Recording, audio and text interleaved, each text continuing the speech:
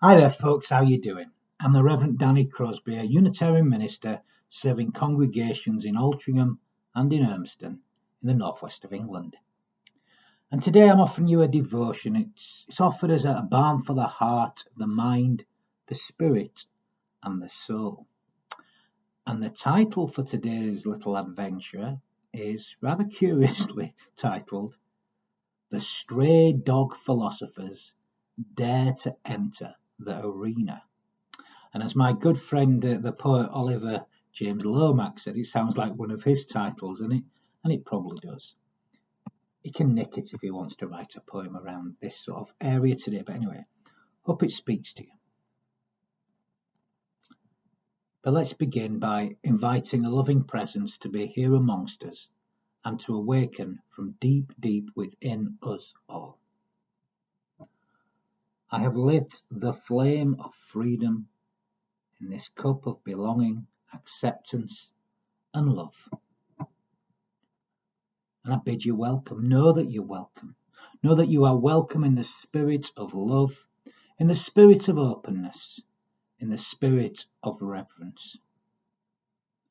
In this time and in this space, may we revere God, revere life, revere one another, revere ourselves.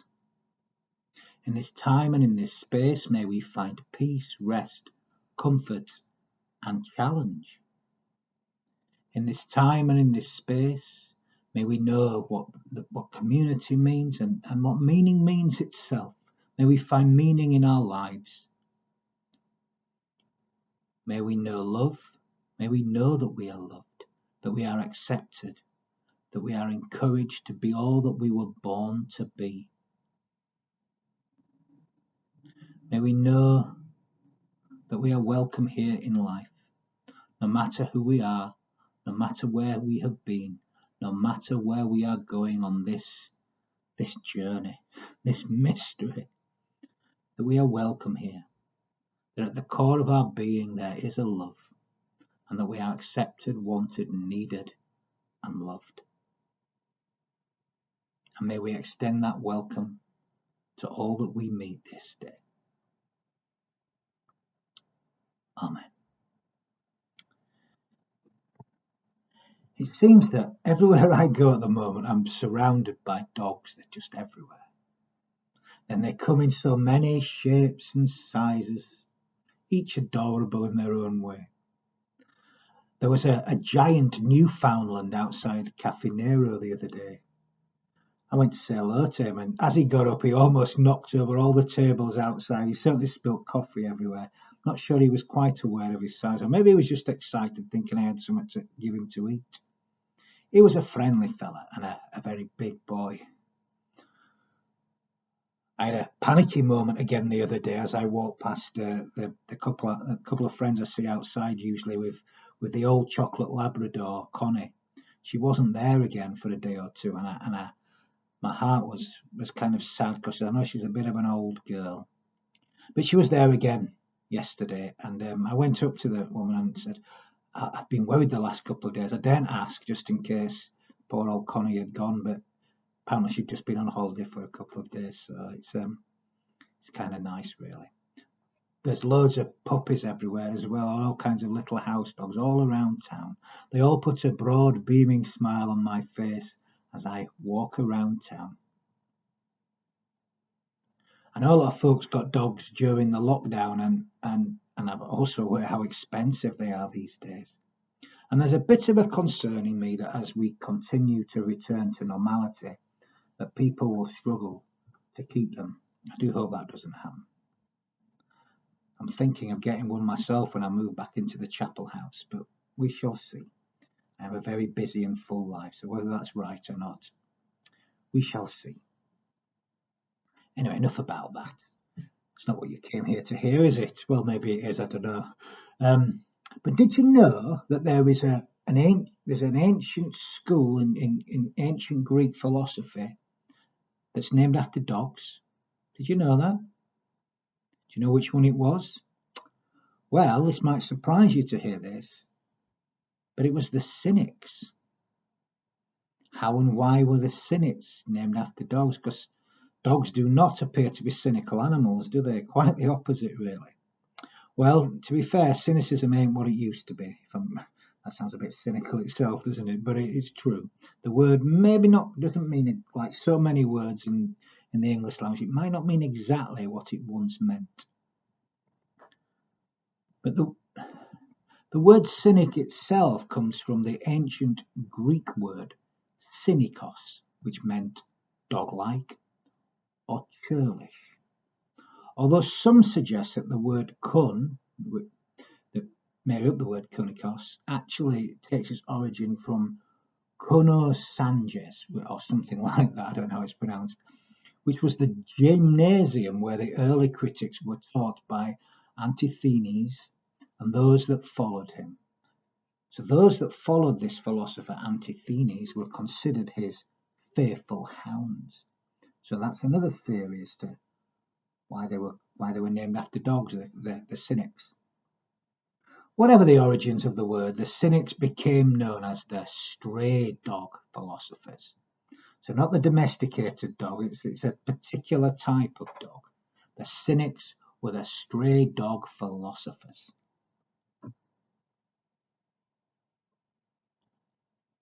Now, perhaps the best known of the Cynics was Diogenes, an old favourite, really. And many of his habits certainly resemble an undomesticated dog.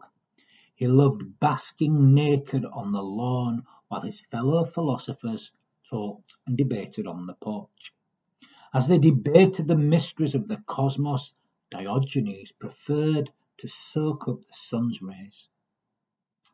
One morning it said that the great philosopher Plato had a stroke of insight. They were discussing what it is that made a human, distinct from the other animals, I suppose. So Plato caught everyone's attention. He gathered the crowd around him and announced his deduction. Man is defined as a hairless, featherless, two-legged animal. Diogenes heard this, and abruptly he leapt up from the lawn, dashed off into the marketplace, and burst back onto the porch, carrying a chicken that had all its feathers plucked. He held the chicken aloft and shouted, "Behold, I give you man."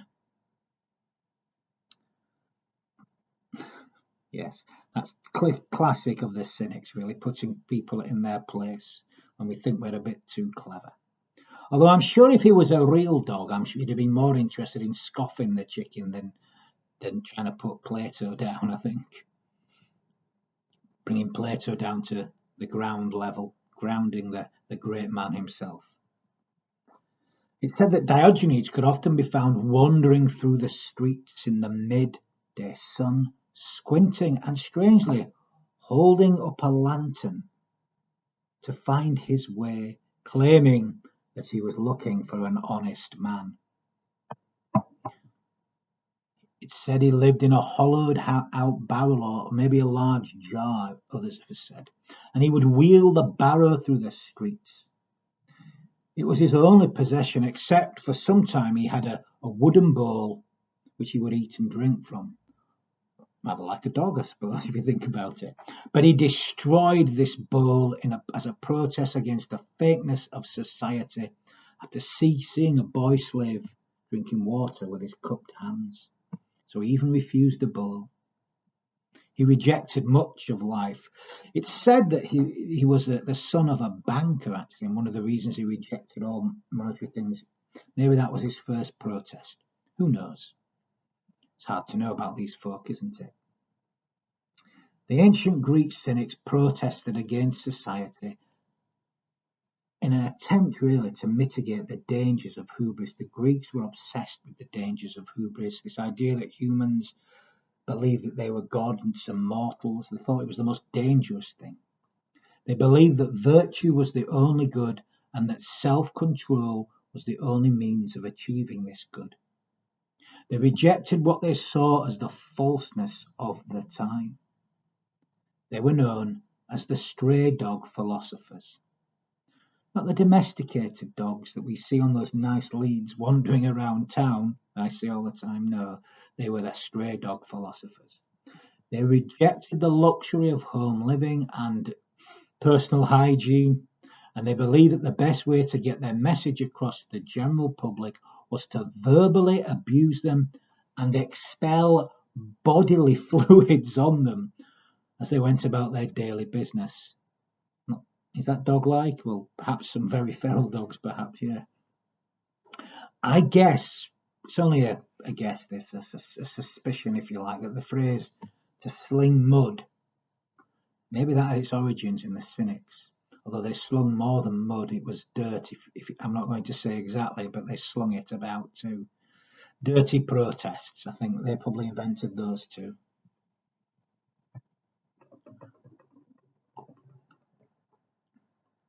The Cynics actually became kind of celebrities in ancient Greece. Even Alexander the Great was fascinated by Diogenes. There are several stories told of their encounters.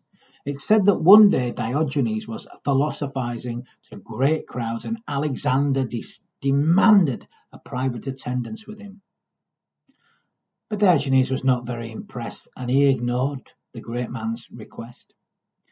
Eventually Alexander found him sunbathing and he asked him if he could what he could do for Diogenes. Diogenes simply asked him if he'd just move just a little to the right as Alexander was blocking out the sun. And there's another version of the story claims that when Alexander found Diogenes, he was sifting through bones in a graveyard. Alexander asked him what on earth he was doing, to which Diogenes replied, "I am looking for the bones of your father, but I cannot differentiate his bones from the bones of slaves." Alexander was greatly humbled by Diogenes, and it's said that he said, "If I was not Alexander, I'd want to be Diogenes." Although I don't think Diogenes would have been too impressed with that. He would have cared less. The ancient Greek Cynics were the critics of their time and their place. They pointed out what was wrong. The original Cynics had a way of bringing the greatest down to the truly humble level. They were an antidote to the hubris of the day, which the ancient Greeks thought was the greatest danger to humanity. I think they're right, I don't think much has changed there. So yes, they have their real important plus points, but there were negatives too, if you think about it. Certainly being a cynic is not a pathway to friendship and community building, is it? It's all right pointing the finger and saying what's wrong, but doesn't help you build anything. They seem to be the ultimate really in isolation and a kind of rampant individualism. Anyone can be critical of what others are doing, and it's an important role. But what about doing something ourselves? Getting out into the arena? The Cynics never entered the arena. They stood off at the side and they slung their dirt and their mud and they criticised those that stepped into the arena. So there's pluses and minuses there. And I've been thinking about ones that I've known in my time, and there's a great example from my childhood, actually, from a children's kind of television show. Two characters known as Statler and Waldorf, two of my favourites and many people's favourites from Jim Henson's The Muppet Show. Do you remember? Statler and Waldorf did not step into the arena. They did not participate in the show. They just sat on the balcony heckling the rest of the characters who were trying to create the show. They are the archetypes of people, of so many who just sit back, pour scorn, and criticise the efforts of others who are actually trying to do something, create something. They just criticise those who have the courage to step into the arena, do what they can. So many do that. Many are on their keyboards doing it all the time, aren't they? If you look at social media. Anyone can be a critic. It's so easy to just sit back and criticise the best efforts of others while doing absolutely nothing yourself other than slinging mud, slinging dirt, pointing the finger, saying what's wrong. But what are you doing about it? It's easy, but it's also lazy. Lazy cynicism must be the worst thing going, really. I'm more with Marge Piercy and her view on the people that she likes. The people jump into life head first. Not the ones who sling mud, but the ones that do the work that is as common as mud, that get into the dirt and work in the dirt and do the ordinary work, put the effort in. Not those that just sling dirt, stand at the side and criticise the work of others. Anyway, here's Marge Piercy's wonderful poem, To Be of Use. The people I love the best jump into work head first without dallying in the shallows and swim off with sure strokes almost out of sight. They seem to become natives of that element, the black, sleek heads of seals bouncing like half-submerged balls. I love people who harness themselves, an ox to a heavy cart, who pull like water buffalo with massive patience, who strain in the mud and muck to move things forward, who do what has to be done again and again. I want to be with people who submerge in the task, who go into the fields to harvest and work in a row and pass the bags along, who are not parlour generals and field deserters, but move in a common rhythm when the food must come in or the fire be put out. The work of the world is as common as mud. Botched, it smears the hands, crumbles to dust. But the thing worth doing well done, has a shape that satisfies, clean and evident. Greek amphoras for wine or oil, hoppy vases that held corn, are put in museums, but you know they were made to be used.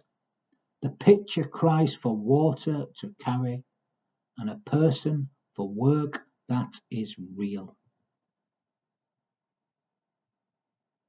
That's people doing the common work, isn't it? Rather than just standing off at the side, slinging mud, hurling abuse, criticising those that get stuck in and do the work that needs to be done, and not alone, not just as an individual, but in community together, building something for all to share.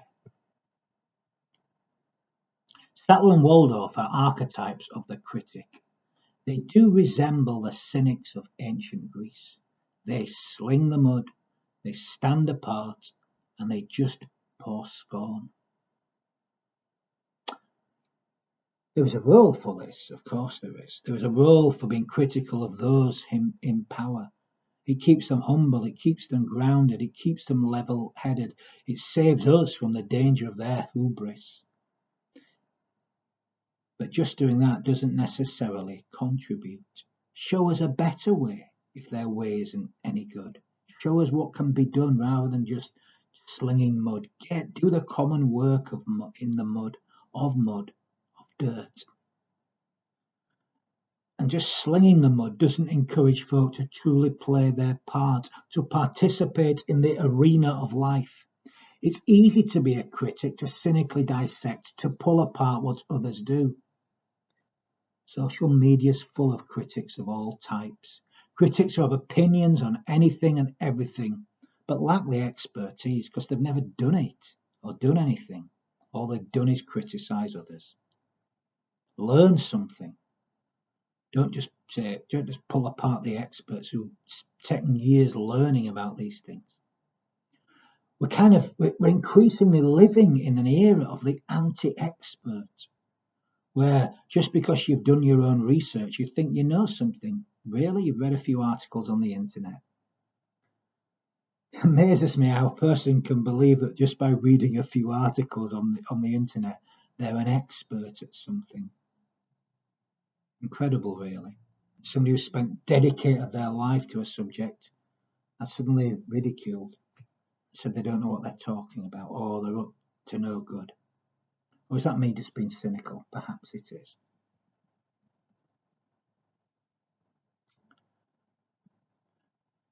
We live in an age which seems increasingly intent on fault finding and discovering the imperfections in each other. Why do we do this? Do we believe it will help us feel better about ourselves if we pour scorn on the imperfections of others, if we just fault find, pick at little things in others? I hate it if somebody picks something from my clothing, just so unnecessary. It really irritates me. Just why do it? A speck on my clothing. Why does it need to be picked at? Just leave it alone. Pick at your own. And there's a wonderful little story about this, really, in The Heart of the Enlightened by Anthony DeMello. He tells this tale, and it has a familiar ring to it, actually. A woman complained to a visiting friend that her neighbour was a poor housekeeper. You should see how dirty her children are and her house. It is almost a disgrace to be living in the same neighbourhood as her. Take a look at these clothes she has hung out on the line. See the black streaks on the sheets and towels. The friend walked up to the window and said, I think the clothes are quite clean, my dear. The streaks are on your windows. Sometimes it's the lens we're looking through that's the issue, not the thing itself. But we want to pick at little things, don't we? The story brings to mind words from Matthew's Gospel, chapter 7, and particularly the line, why do you see the speck in your neighbour's eye, but do not notice the log in your own eye? It's easy to pass judgment and to find fault in others, but is that what we're here for? Is that our task? To tear apart everyone else and to point out Peter Pointer, Pointy Boss, where they're going wrong? Or is our task to make the most of who we are, but not just for ourselves, for the good of all, to build something? Is our task to be the critic who picks apart and just nitpicks, that's where the phrase comes from, isn't it, what others do? Or is our task to contribute to life in whatever ways we can, to dare to step into the arena of life? I try not to choose the path of lazy cynicism and criticism, although I'm not immune. You could say this whole devotion is one, really. But I'd much rather do what I can to step into the arena, to risk getting shot down. And I get shot down. Shoot me down if you don't like this. I don't mind. I really don't. Contribute. It would be great. But don't just pick apart. Add something to the flavour. And I find that the last line in these verses from Matthew's Gospel fascinating. Here you find Jesus stating the golden rule of compassion, the universal essence that's found at the core of all the great religions but so often gets lost. In the 12th verse, you find these immortal words. In everything, do to others as you would have them do to you, for this is the law and the prophets. This is the essence. This is the trump card. This is everything. Here is everything. Here is both the problem and the solution, In these words, we find the reason why people are so harshly critical of others. I suspect that they find fault in others because deep down inside is that insidious voice finding fault in everything they do. It's the lens we're looking through. You see, people often do love their neighbour as they love themselves. The problem being that deep down inside themselves, they feel that there is something fundamentally wrong with them, that there is no real love for themselves, for one another, for God. that somehow they feel they're fundamentally flawed, as is life. And in my view, bad religion teaches that too. But not just religion. You find it in so many other things too. Secular things. Look at the advertising industry. Don't they prey on people's imperfections, on the sense that there's something wrong with them or something wrong with their world? That we need to pull ourselves apart and pull each other apart. They prey on this sense inside so many people, this vulnerability. They play the critic. The greatest critic of them all, the one that seems to drive all other criticisms, is that inner critic that quietly tears our souls apart.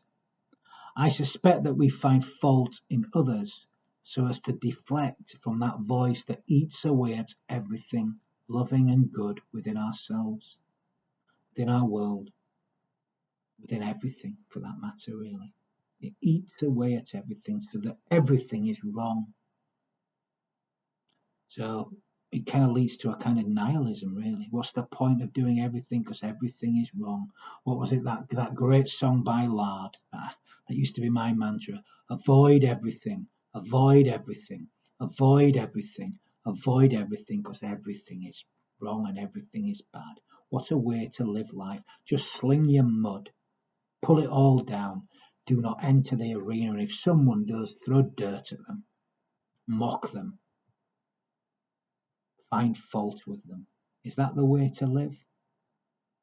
It eats away at your soul and the soul of life. Cynicism eats away at your soul until you do nothing, believe in nothing. You enter a nihilistic state.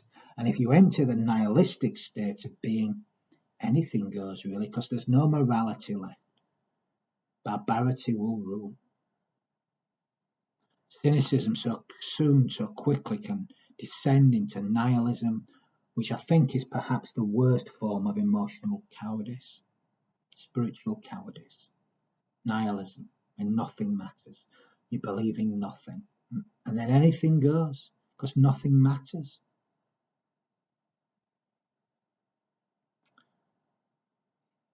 Caitlin Moran, in the lovely novel How to Build a Girl, wrote this. Cynicism is ultimately fear. Cynicism makes contact with your skin and a thick black carapace begins to grow, like insect armor. This armor will protect your heart from disappointment, but it leaves you almost unable to walk. You cannot dance in this armor. Cynicism keeps you pinned to the spot in the same posture forever. You do nothing. Life means nothing and you go nowhere. But you kind of feel protected. And maybe the pointing of the finger protects you from the world, from life, but then you don't experience life. And what we're here for, to experience life and to share it with others. Moran echoes some wisdom from over 100 years ago, actually, from one of what's regarded as one of the great speeches by the former American president, Teddy Roosevelt.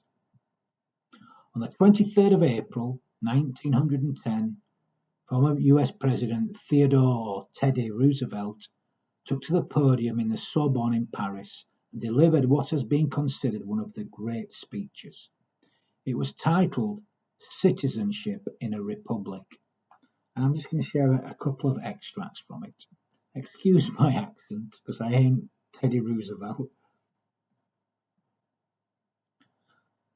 The poorest way to face life is to face it with a sneer. There are many men who feel a kind of twisted pride in cynicism. There are many who confine themselves to criticism of the way others do what they themselves dare not even attempt. There is no more unhealthy being, no man less worthy of respect than he who either really holds or feigns to hold an attitude of sneering disbelief toward all that is great and lofty, whether in achievement or in that noble effort which, even if it fails, comes to second achievement. a cynical habit of thought and speech, a readiness to criticize work which the critic himself never tries to perform. It is not the critic who counts, not the man who points out how the strong man stumbles, or where the doer of deeds could have done them better. The credit belongs to the man who is actually in the arena, whose face is marred by dust and sweat and blood, who strives valiantly, who errs, who comes short again and again, because there is no effort without error and shortcoming, but who does actually strive to do the deeds, who knows great enthusiasms, the great devotions, who spends himself in a worthy cause, who at the best knows in the end the triumph of high achievement, and who at the worst, if he fails, at least fails while daring greatly, so that his place shall never be with those cold and timid souls who neither know victory nor defeat. The man who does nothing cuts the same sordid figure in the pages of a history, whether he be a cynic, a fop, or a voluptuary. There is little use for the being whose tepid soul knows nothing of great and generous emotion, of high pride, the stern belief, the lofty enthusiasm of the men who quell the storm and ride the thunder.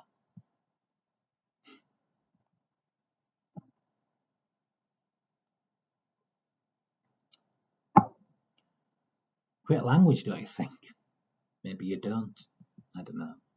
Maybe you want to criticize him, and he could easily be criticized like anybody. It is easy to be the critic, the cynic who sneers and throws mud at the person who gives life an honest go, who dares to step in the arena to do good, to do what they can do, or at least to try.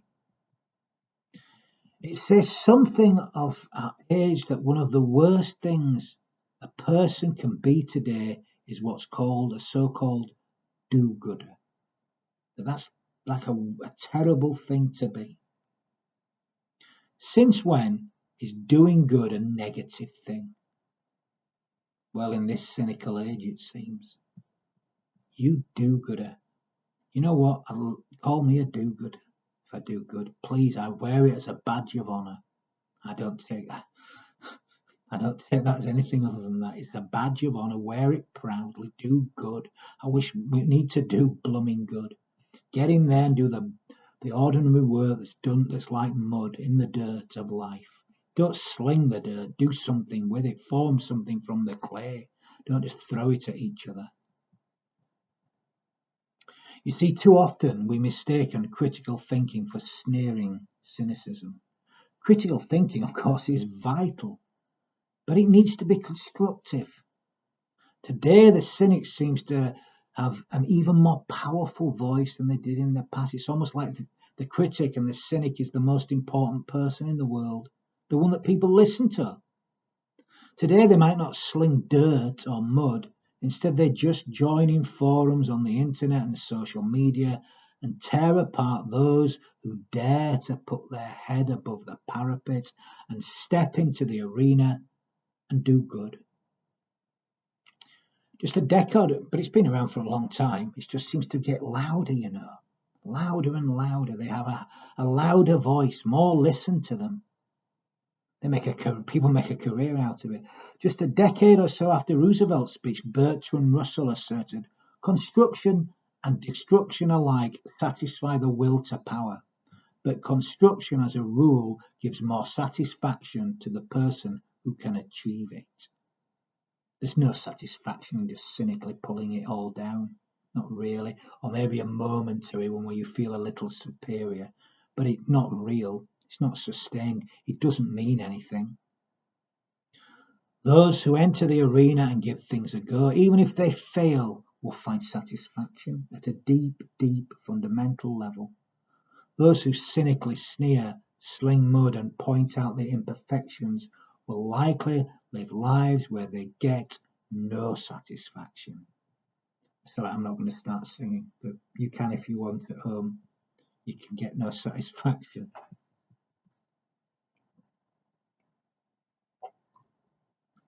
There is no real satisfaction in just sneering at life, just slinging dirt, or pointing out the dirt on someone else's washing, or missing the plank in your own eye for the speck in your neighbour's. It's easy to be a critic, but it's kind of lazy to be a cynic. It is less easy to step into the arena and actually do something, and it takes far more effort. And what the world needs right now is less critics and more constructors as we attempt to build back society. I don't mean materially, but togetherness, working for one another, working for each other, trying to develop society rather than pulling it all down and destroying everything. That's not to say that we should not be critical. Of course we need to be critical. Any healthy society needs those who point out what can be done better, but offer an alternative, not just a critique. The key is how it's done, you see. We need to do so constructively. We need to learn from the original cynics, actually, and become folk who enter the arena with hope, ones who offer another way, a better way. Maybe we need to be cynics or critics with hope, rather than just sit at home, picking up the keyboard and cynically dissecting the work of those who dare to step into the arena of life. We can't live in that kind of despair. We need to offer hope, an alternative, something better perhaps. Or at least work with others. Don't just become this individual who steps out of society and just points and mocks and throws dirt at those that are trying to do something, those that are trying to do good.